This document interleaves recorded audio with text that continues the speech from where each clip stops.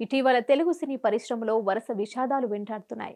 ఆ మధ్య బుల్లితెర నటుడు చక్రవాకం మొగలిరేకులు సీరియల్స్ లో నటించిన పవిత్రనాథ్ కన్నుమూశాడు. కాగా మే 12 ఆదివారం త్రినయని సీరియల్లో నటి పవిత్ర జయరాం రోడ్డు ప్రమాదంలో కన్నుమూశారు.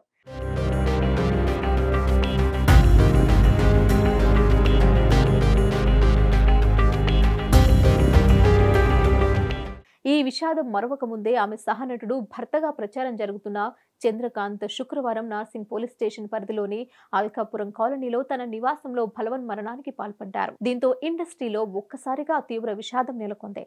అయితే చంద్రకాంత్ ఆత్మహత్యకు గల కారణాలు ఏంటంటే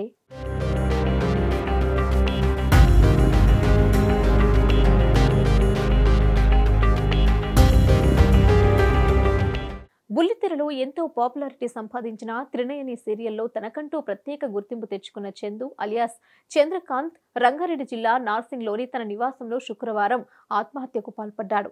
విషయం తెలుసుకున్న పోలీసులు ఘటనా స్థలానికి చేరుకుని కేసు నమోదు చేసుకుని దర్యాప్తు చేస్తున్నారు. 6 ఏళ్లుగా చంద్రకాంత్ టీవీ నటి పవిత్ర జయరాంతో లివ్ ఇన్ రిలేషన్ లో ఉన్నట్లు వార్తలొస్తున్నాయి.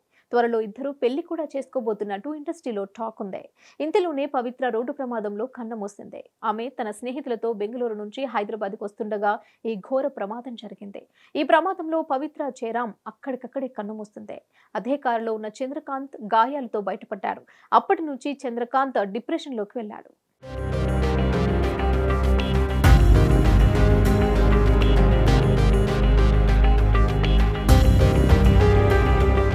ప్రమాదం తర్వాత చంద్రకాంత్ తీవ్ర మనస్తాపానికి గురైనట్లు తెలుస్తోంది. రోడ్డు ప్రమాదంలో తనకు తగిలిన గాయాలు పవిత్ర చూసి తట్టుకోలేకపోయిందని, దాంతో ఆమెకు హార్ట్అటాక్ వచ్చిందని సోషల్ మీడియాలో వెల్లడించాడు. పవిత్ర తన కళ్ల ముందే ప్రాణాలు వదలటాన్ని చంద్రకాంత్ జీర్ణించుకోలేకపోయాడు.